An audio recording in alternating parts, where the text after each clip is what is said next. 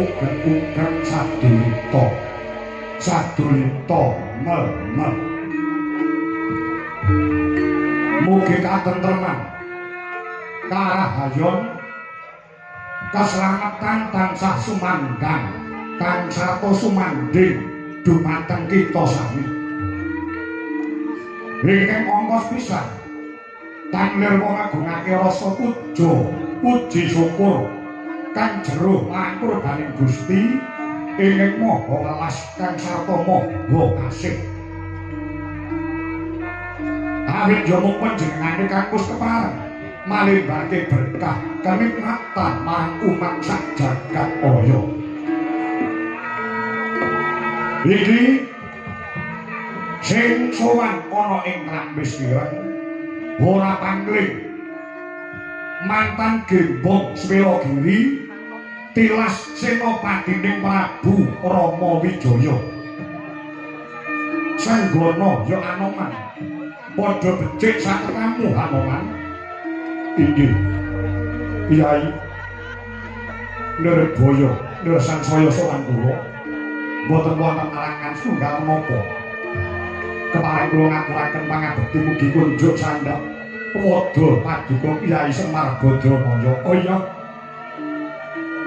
wis satampa bener becik akarya Bombong Birawa jroning nala ora liwat pangestuku wae tanpa ngono Anoman. Inggih kula pun disangga jematir kesanggula mugi pangestu paduka saged handayani dumateng para kawula sak jagat raya Kyai. Sawise sakoto lungguhmu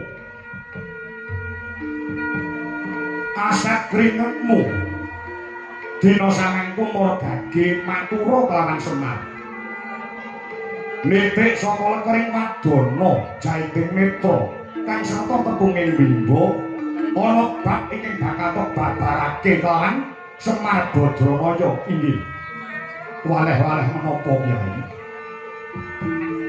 Mboten wonten ingkang kula suwuni keterangan kejawi namung paduka Kyai Semar ingkang minangka dados danyang kang sarta sesepuhe wong sak Jawa. Kowe njaluk weruh perkara apa? Kyai rehne kula menika nadyan wujud wanara sampun pinercaya dados brahmana utawi dados pendhita. Monggo brahmana menika ndarbeni wajib mengayu ayuning bawana sageta jagat menika ayom-ayom tentrem. Monggo Kyai kalenggan samangke mbok menawi Kyai Nayantaka mangertos kang sarta sumurup jagat menika nembe kelangan katentreman karahayon. Beda penemu dadi padu, beda gagasan dados pasulayan. Kepara wonten sak weneh kalih negari ingkang samya peperangan ingkang dadosaken srana goreh rungeh tumraping para kawula sak jagat raya. Dados mboten wonten ingkang kula suwun katerangan kejawi namung paduka Kyai Semar Badramaya. Jagat menika nembe kelangan katentreman lan karahayon. Menika dipun sebabaken saking menapa Kyai?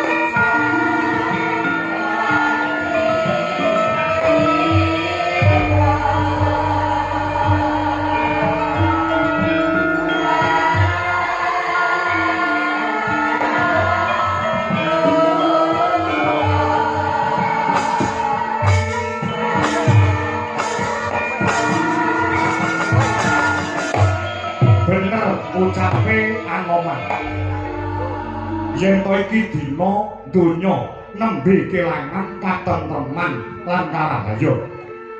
Apa to sing jalari jagat iki kelangan katontonan. Mergo saperangan gedhe menungso sing urip ana ing alam donya iki wis kelangan jiwa telung perkara. Kejalan jiwa telung perkara iya kanonan. Ing angka 1 akeh menungso sing do kelangan jiwa kamanungsane. Ing angka 2 akeh sing do kelangan jiwa katresnan. Sing angka 3 akeh sing do kelangan jiwa kabangsan. Lha dipun kados pundi Kyai? Kelangan jiwa kamanungsan tegese manungsa cakala mangsa wis kalah karo sipate sato kewan. Ilang jiwa kamanungsane. Coba saiki pikir. Ana paribasan sak galak-galake macan ora ana kang kalu mangsa karo gogore dhewe. Sak galak-galake gajah ora ana kang mentala mateni karo bleduke. Ning cakala mangsa saiki akeh kedadean. Manungsa kelangan jiwa kamanungsane, akeh wong tuwa sing tegel mateni karo anake. Kedadean wis pirang-pirang ora mung 1, 2, 3, 4. Kowe kulino nonton ning layar kaca, maca ning surat pekabaran. Ana wong wedok sing jek perawan hubungan katresnan karo wong lanang sing wis duwe bojo. Wakasane wong wedok mau meteng isin karo tangga teparuh, mongko wong lanang sing ngeteni mau ora gelem tanggung jawab. Lah, tibane mangsa kala nglairke jabang bayi. Wakasane cah wedok mau isin, cah wedok mau wirang.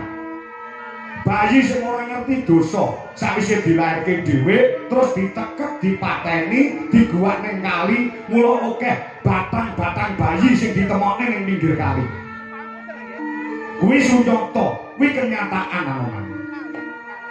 Ngaten Kyai iya. Akeh anak sing wani karo bapake. Mara tuwa mateni karo mantune. Anake gugat karo mboke dhewe. Ngono ki kedadean anak. Iki sing diarani menungso kelangan jiwa kamanungsane. Mongko Gusti ingkang ngakarya jagat anggone nitahke urip tumrape manungsa kuwi tatarane makhluk hidup sing paling dhuwur dhewe. Tataran makhluk hidup ingkang paling andhap piyambak. Wit-witan. Wit-witan kuwi tatarane makhluk hidup sing paling nesor dhewe. Sebab wit kuwi bisane ya mung urip. Ora dikanteni alam pikiran, ora dikanteni nafsu. Kang sarta ora dikanteni rasa isin. Kuwi wit-witan. Mula wit kuwi isane ya mung urip.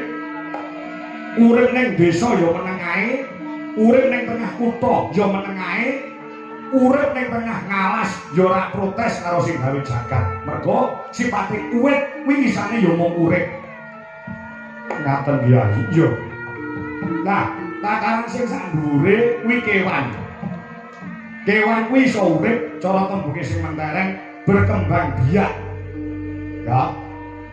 Ning wis dikandani nafsu, ning urung dikandani akal pikiran lan rasa isin. Mula kewan kuwi wit biyen nganti sayaene isane ya mung urip karo nafsu mangan lan nafsu sanggama. Ning ora duweni rasa isin. Mula wit biyen nganti saiki ora enek kok macan katokan jarang nganggo jas ora enek. Ketek nganggo beskap iki lha enek. Ngaten Kyai yo. Mergo kewan iki sane yo mung urip lan dikandani nafsu mangan lan sanggama. Ning aja nyepelekne kewan anak. Ki kok saya kedawa-dawa iki.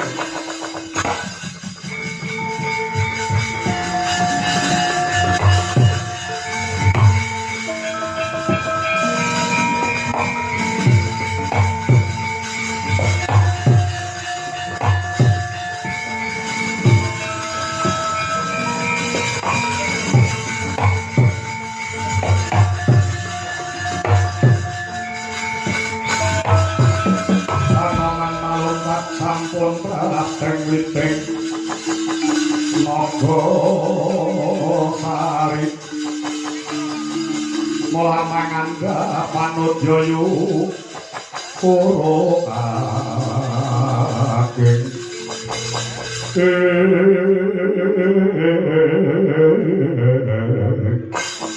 sing tak kandhane Cakala Mangsa menungsa kalah karo kewan ki enek contone Semar nggone ngucap ora mblyak awur-awur tegese ora mung ngawur kewan ki ana sing kena nggo conto tumrape wong urip kewan ingkang saged kinarya tuladha tegese conto tumrape tiyang gesang menika menapa Kyai kewan sing kena nggih conto kuwi tawon aman tawon ki kena nggih conto menungso sebab apa tawon ki ngasilke madu kuwi kanggo bebrayan uripe makhluk liyane klebu menungso pengin jamu pengin sehat awake nganggo madu sing dihasilke karo tawon kok tau njaluk dhuwit menungso mergo wis ngasilke madu nek ora tau ngaten ya jadi becik-becike makhluk kuwi nek iso piguna tumrap makhluk liyane tumrape wong sing becik iso piguna tumrap wong akeh utawa bebrayan agung tawon iki kena nggih conto iso ngasilke madu tur apike tawon Anoman kuwi ora gelem ngentuk nek ora kepepet kuwi tawon kok menungso wani nggodho karo tawon dientuk iso abuh menangan tawon ki ora digodho nek ora dijarak ora gelem ngentuk tur apike tawon kuwi sajeke urip kuwi ngentuk ya mung pisan tok bar kuwi wis ora gelem ngentuk neh beda karo wong beda karo menungso saiki ngentuk krasa penak sesuk ngentuk neh sesuk krasa penak ngentuk somben ngentuk neh ngentuk bojone romarem Cakala Mangsa ngentuk bojone tanggane kaya ngono kuwi sing ngono baru Cakala Mangsa menungso ki kalah karo kewan saged gawulah sing angka loro kelangan jiwa katresnan dudu tresnane wong lanang karo wong wedok ning tresnane padha-padha menungso padha-padha makhluk ing pangeran sing diarani menungso beda nemu padu beda gagasan pasulayan Cakala Mangsa gembeng kae beda sing dicoblos kuwi adu jotos beda pilihan wekasane nang-nangan karo tangga ana iki pirang-pirang kedadean kuwi sing diarani kelangan jiwa katresnan nah ingkang angka 3 kelangan jiwa kabangsan ngerti nek sasi Agustus ki mengeti dina kamardikane negara Nuswantara. Ki Cakala Mangsa kaya para kawula ki kon masang gendera ning arep omah. Kuwi ora diuber-uber karo RT RW, ora diuber-uber karo kami tuane. Cakala Mangsa lali kon masang gendera kanggo ngurmati para pahlawan Kusuma Bangsa sing wis gugur belani negara. Ki saengga negara Indonesia iso merdeka. Kuwi Cakala Mangsa lali. Ora diuber-uber karo kami tuwa, karo carik karo lurahe. Ngaten ya iya tunggih ngestaken dawuh ya nek cara nom-nomane Semar biyen nalika Semar jek nom biyen sabarane Semar nom-noman udakara taun 70 80 kuwi ning jero kamar ning jero centongane wong lanang utawa calanang nom dhisik kuwi sing dipasang ning tembok kuwi mesti gambare para pahlawan Kusuma Bangsa kaya to Bung Karno kaya to Bung Hatta Cut Nyadin Cut Mutia Jenderal Sudirman Jenderal Supriyadi Pangeran Diponegoro kuwi kamare cah nom dhisik sing dipasang gambar mesti gambare para pahlawan Kusuma Bangsa jajal kuwi saiki dolano ning kamare cah nom-nom apa enek sing gelem masang gambare pahlawan paling sing dipasang iki gambare wong wedok udo ngoten ya iya iki sing jenenge kelangan jiwa kabangsan waton Anoman bisa ndandani jiwa telung perkara jiwa kamanungsan katresnan kabangsan lan kowe iso golek wahyu katentreman jagat iki iso tentrem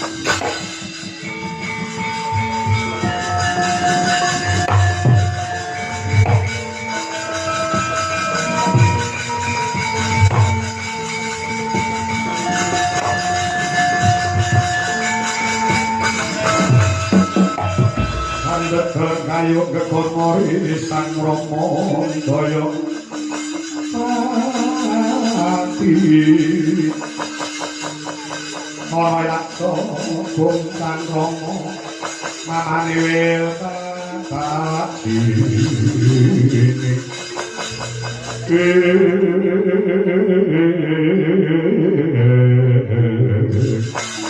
waduh ya padang tetrawangan raos sing manah kula midhang sadanipun Kyai Semar Badranaya kadidene lumangking panci pangkon ketapake ngobor 1000 Kyai kalenggan samange kula nyuwun pamit nyuwun tambahing pangestu teh kula rehne kula mrika tinitahaken dados brahmana utawi pendhita narbene wajib memayu-ayu ning bawana parang kula nyuwun pamit badhe upadi tumuruning pahyu katenteman sageta handayani katentremaning jagat kanthi regu ing kalbu muga-muga Gusti dampani lakon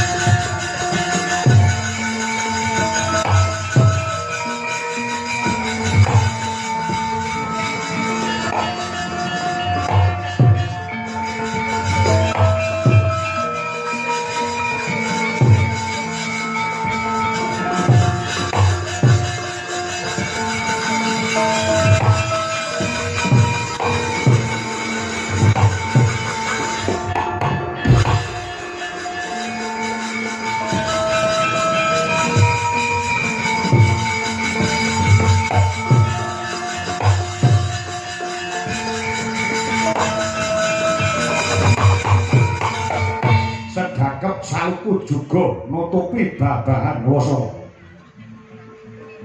Ora sang Begawan Hanoman ya sang Senggara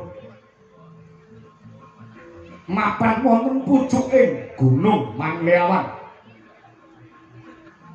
mandeng pucuking grana anut marang geyonganing kayun kayun angayati parutama kaya mati juning urip juning tumeka mati liyep layap ing aluyuk pindha pecating sumena sumusuping raksa jatine nenggih sang Kapiwara wis gandeng rasane kelawan Gusti Kang Mahanasa sang Mahana Cahya biru ingkang mijil saka angganing sang Senggara pranyata alusira sukmanira sang Hanoman ingkang mijil saking angga sumusuping Bima Himantaka.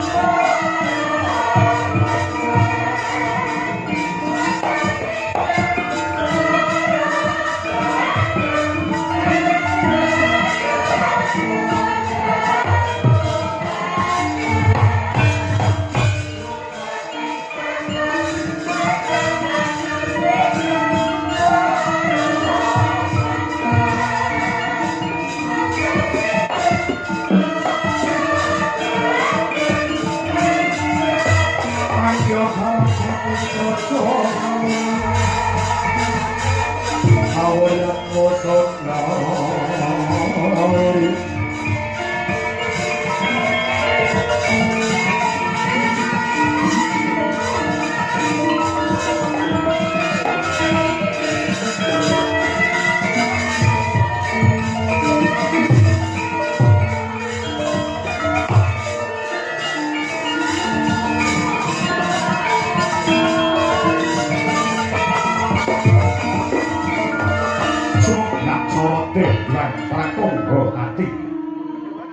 Sunare genapik gunung temah temlawung Sora lembayung sumanggurat lerebang socane nganggo rapuh Naratas wangak yang aku tinampi siraping porojo Ngamarto mamodatan lokal Kawis tinggal gilar unang sirap labet mantulaken sorote juang pratonggo mati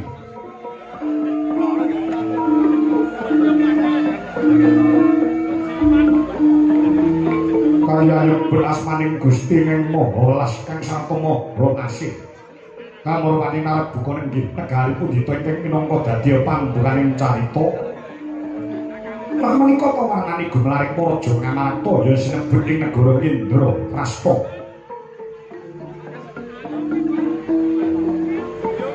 Negara panjang marang punjung pasir ukir gemah Ripah Woh Jenawi Karta Tata Puraja. Panjang saya dawa capane punjung luhur kawibawani pasir samudra ukir gunung.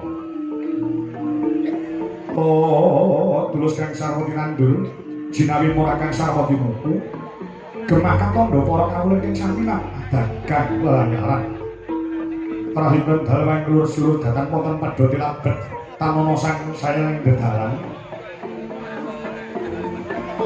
Arifah jamu monceng ing samya gegerya wonten samping negari. Katingal jejer Habib bin Aben cukit tepung taritis papan wiyar temah rupak saking gemah rajane praja.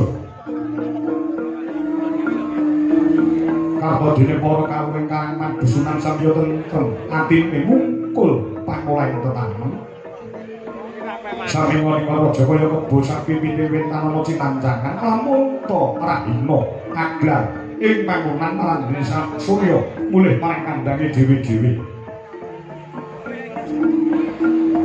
Raja dene tembe saking para pamuka para mantri buat samya pun kapal tangan wicaksana limpating ngawruh utus marang pangembating praja marang datan mongkal negara Ngamarta kena dinaran negara kang gedhe obore padang jagati dhuwur ukuse adoh kelawan kuncalane kawe kasembuh pangabane Sang Nata Prabu Puntadewa ya sing Prabu Yudhistira Darma putra Darma Wangsa Guna Tanikrama ya Sang Sada Dwijamangka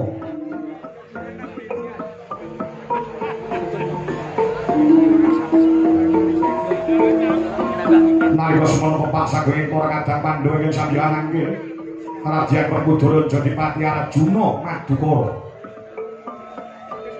dalasan ingkang mungguing pun tansaya kembar nang kula sedaya ing ngempuraken pasibaning para wadyabala Ngamarta pegamber amlapan kongsi doyong pancak suci ngalur dereng antos kawijil pangandikane Sang Nata Puntadewa kasaro prataniya sing meremban Begawan Druna dalasan mati hari sing muni kadaya ngawi corak Suyadin araketaken sigra pinarakaken lenggah nenggih Sang Dahyuwan Durna kelawan Piyana mati semuni kidul pendhet minangka paralamita kalamputa Sang Nata harsa medhal sabda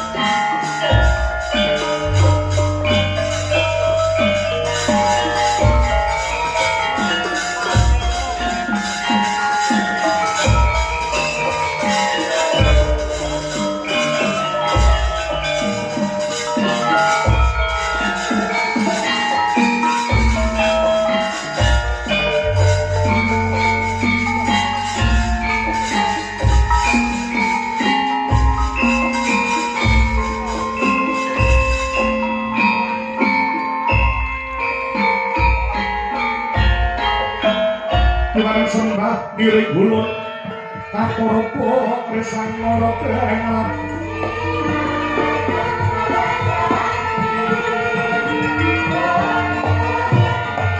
Reksahanan Nengkan Nekanan Sehingga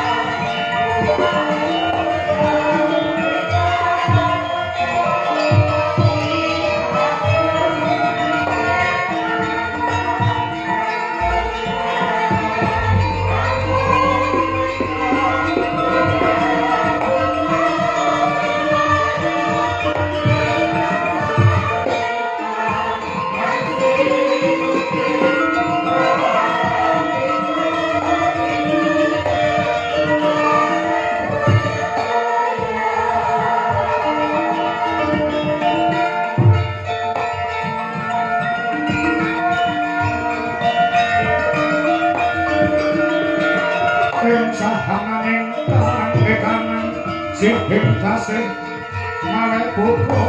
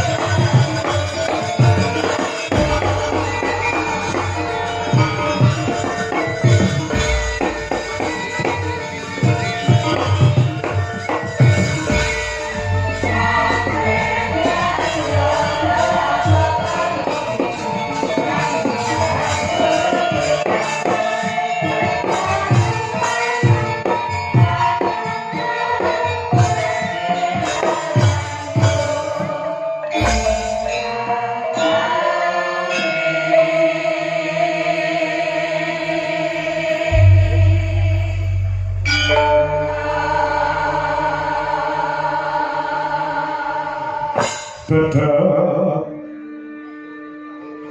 didem padawane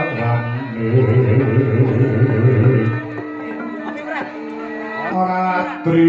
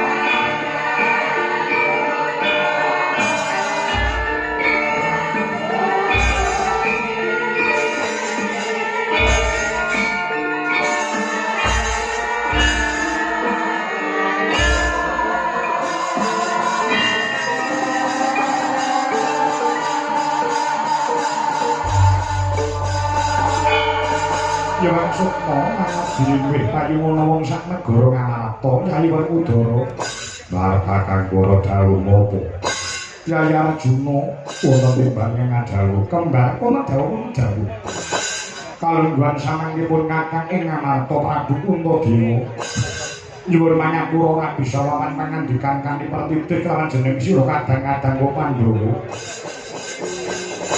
jalaran kalungguhan samangkipun negara Ngamarta karawan tamu agung pepundhenmu saking negara Ngastina ingkang dina samangku kesturawuh ana madyaning Praja Indramasta ya marga kanggo sasana sawan ciraturke marang panjenenganmu manembromo rawuh para pepundhen sekalian duh Rama Penemban Begawan Durna kagiat kagora kasang manah kula dene dinten samangke paduka Kanjeng Rama Penemban Begawan Durna rawuh wonten ing pinggir negari Ngamarta sami wilujeng rawuh jengandika Bapak Penemban Begawan Kumbayana manyar berganti bunyi maju belum hawala ini anak Prabu Puntadewa Nes kala prabtane menika Bapak Sukarima bidal saking griya kilek. Dumugi wonten negari Ngamarta, saking nandhap kawilujengan kebagas kewarasan, boten nyandung sakara-kara, boten nyandung sambikala, selamat lahir batin. Anggenipun pun Bapak Sukarima ngadi antara para negari Ngamarta mriki. Saaramo paduka Rama Penemban Begawan Durna, keparing kula ngaturaken pangabekti mugi kunjuk. Dalam keparing kula ngaturaken pangabekti mugi kunjuk sandhap padha paduka Rama Penemban Begawan Durna. Oh iki Kapan kula kami anda sing bingah rasih manah kula lega jroning Allah. Berangkang mangestuni menika Bapak Sukarima kunjuk ngrasani penanggalan Prabu Puntadewa. Inggih, Rama Penemban. Sampun kula tampi andasaken bingah rasih manah kula. Monggo kula dherekaken lenggah ingkang kanthi sekeca. Nggih. Mboten kirang prayogi anggenipun ingkang Bopeng Sukalima ngabdi antara sowan wonten negari. Ngamarta mriki nggih. Paman Matih Haryo Sengkuni wonten dawuh nggih. Wilujeng rawuhipun wingi niskala praptanipun ingkang pamaning kepatihan Ngastina dumugi negari Indraprastha. Mboten wonten alang setunggal menapa taklim kula kunjung inggih. Nggih. Sampun kula tampi Paman Matih Haryo Sengkuni monggo dipun prayogaken pinalenggah matur nuwun. Kursi pakurmatan kangge undangan tasih kathah ingkang ludang monggo pinarak wonten inggih sampun. Kula cekap teng andhap kemawon. Malah merdika lek teng andhap. Mangke nek teng dhuwur niku arep mangan napa-napa niku bekewuh. Lek teng dhuwur niku arep ngombe apa-apa sungkan ngentekne panganan akeh sing do weruh. Lah nek kula niku lenggah wonten ngandhap kados mekaten arep entek panganan pira-pira ora nek sing weruh kepara lek panganan rantek dipangan iki turane kula dae kresek kula beto mantuk. Wah, sing kulire budi semono mangga. Para remban minangka wakilipun para kadang-kadang kula Pandhawa nyuwun katerangan boyo wonten pigatos ingkang pundi. Kawis pingasu mengko pengawak Bajra Sigra kang momo Gita ingkang menika ganti anggen Paduka rawuh ing Praja Ngamarta.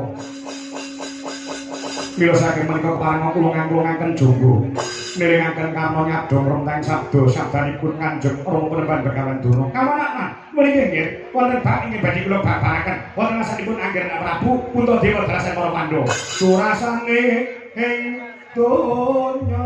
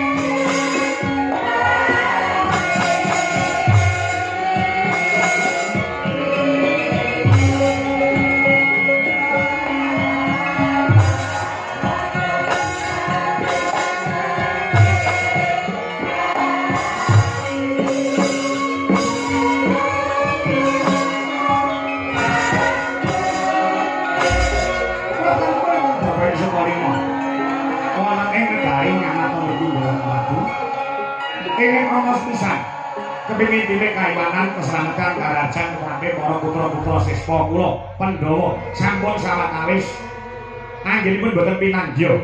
Puji syukur yen sedaya tansah kinemulan karajan ugi keselamatan ewadene.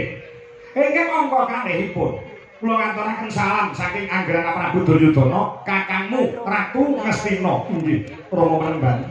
Sampun kula tampi salam saking negari Ngastina. Mangke menawi kundur kula aturi ngaturaken sugengipun para Pandhawa tumraping Koko Prabu Duryudana. Nggih, mangke tertentu kula sampaiaken. Lah, dukat ing angka 3 nggih, anak Prabu Kunto, Kanjata Werkudara Janaka kembar.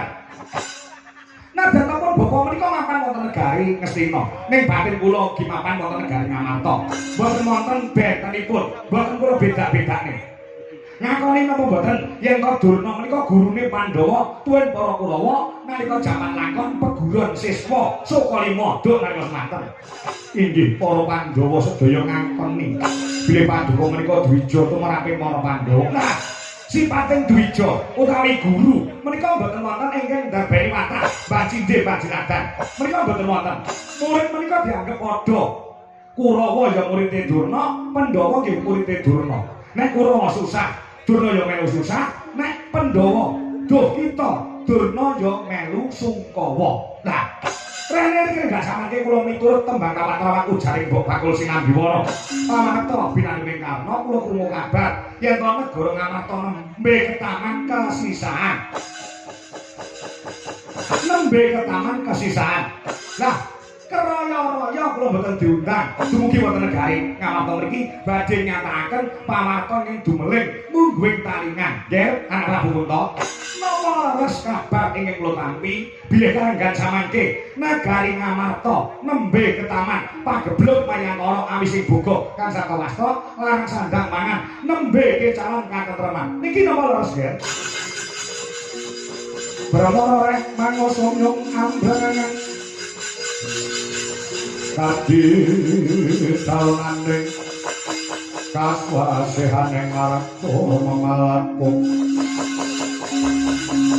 sang gondo astran moco lengang lalu mangulati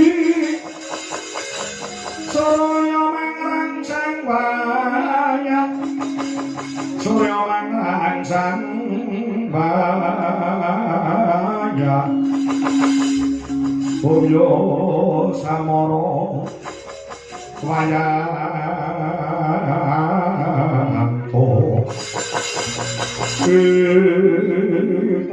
waduh Kanjeng Rama Penemban waduh pripun inggih Pandhawa ngaturaken gunging panuwun semanten kawigaten Paduka tumrape para putra-putra ing Ngamarta kaluhuran sabdanipun Paduka Kanjeng Rama Penemban bilih kalenggan samangke negari Ngamarta nembe kecalan katentreman karahayon larang sandang lan pangan boten namung menika Bapa Durna kathahipun wabah penyakit ingkang nganjalari blandang ngawanipun para kawula ing negari Ngamarta bencana alam gentosan dumadi wonten negari Ngamarta ngantos bilung-bilung-lungan rasa manah kula jinejer minangka dados pengayomane wong sak praja mboten kirang-kirang anggenipun para putra ing Ngamarta budidaya makarti mripat jaring swasana paring dening ngangkesen kelenggan samangke dereng antuk madhang menapa ingkang kedah kula tindakaken supados badhe srana waloyaning praja Ngamarta sampeyan ra takon aku genah iki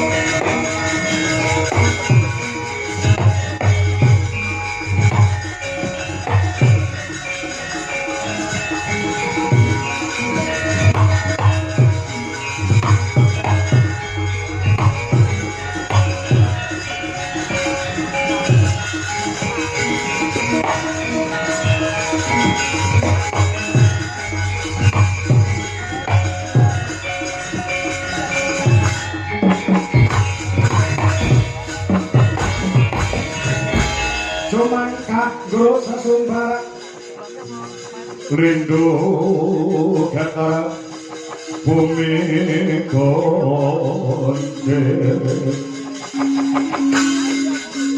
maut pun hormato umur ingkang jawa niti mbak lumimbak banyu omambang Sang Wisnu Bathara ngapura bumi Durna guruku waduh dara piye bejo kemayangan tumrape para Pandhawa kerawan Durna guruku sing darbene watak lahir batin nggon tresnani lawan para Pandhawa katitik para Pandhawa susah ora usah dadak sambat karo wong tuwa ning Sukalima panjenengan kersa rawuh ana madyaning para Jogindra Prasta dina samangkorehne para Pandhawa iso ora kurang-kurang gone budidaya mulih waluyane para Jangamarta para Gage Durna bapak kowe ngendika syarat sarana apa sing kudu tak tindakake supaya negara Ngamarta bisa waluya temah jati temah Nirmala. Terima kasih, Mas. Perkara. Ora dalem apa. Nadyan to bapakmu Durna yo ora pinarentah Durna Jumangkah. Nadyan to ora pinarentah Durna Kumrengyak. Mau bengi pun bapa munggah ana ing sanggar pamujan. Gandheke rasa kalawan para dewa nyuwun pituduhing dewa. Apa ta sebabe negara Ngamarta ketaman dahulu sing kaya mangkene? Rene pun bapa kuwi karo dewa cedhak. Karo dewa kuwi caket. Apa sing dadi pesambahanipun bapa wis diudaneni dening para dewa kacetha lamun to negara Ngamarta ketaman gara-gara kagiri-giri kang sarta ketaman pagebluk Mayangkara kuwi merga ana umat sing kakehan umur.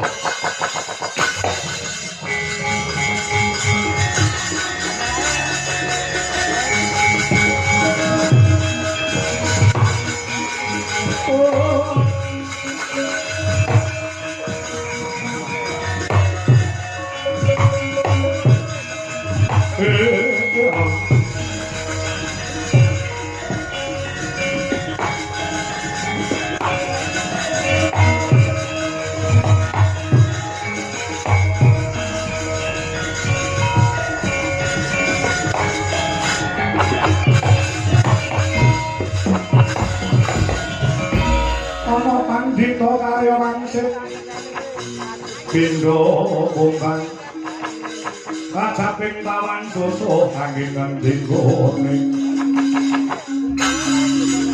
susu angin ngendikane